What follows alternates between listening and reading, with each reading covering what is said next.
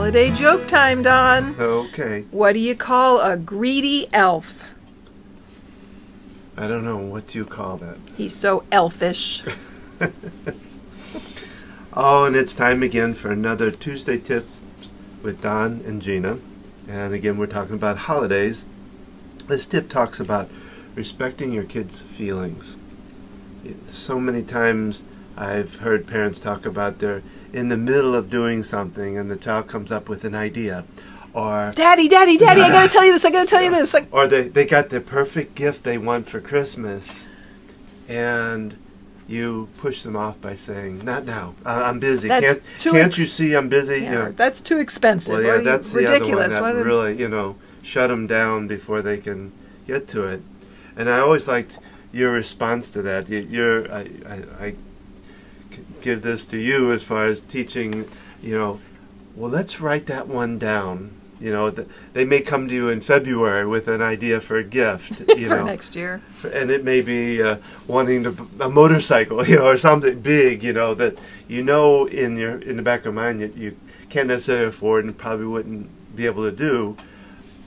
So, but you don't shut down their hopes, because more than likely from February to December they're going to forget about that one and it'll move on to the next one. Even if it's something doable and achievable, not so expensive, they might totally change their interests in another 6 months, which can be challenging. We have some family members who like to shop in the summer, and by the time December comes along, I'm over that. I don't do that anymore. So being able to respond to them, no matter how busy you are, because in actuality, and if you think about it, it takes you longer to rebut it or to say, because then you go into the battle. Yeah, but I just need to tell you. And then not versus, hey, I'm in the middle of something right now.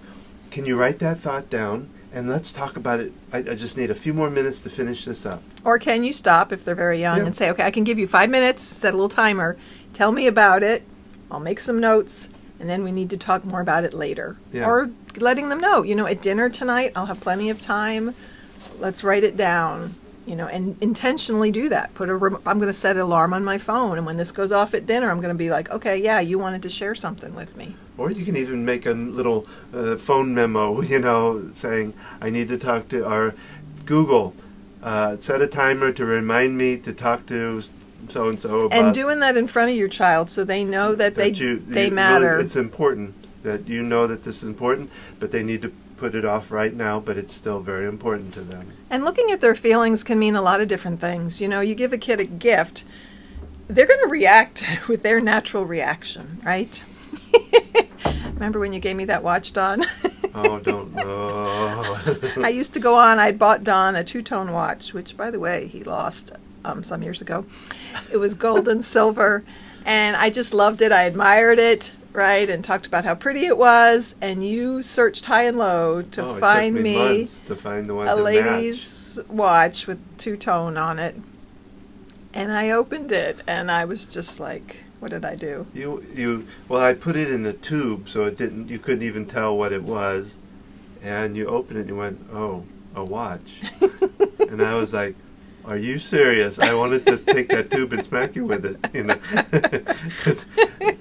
because you end up exchanging it for a CD player. I realized this is a very expensive watch.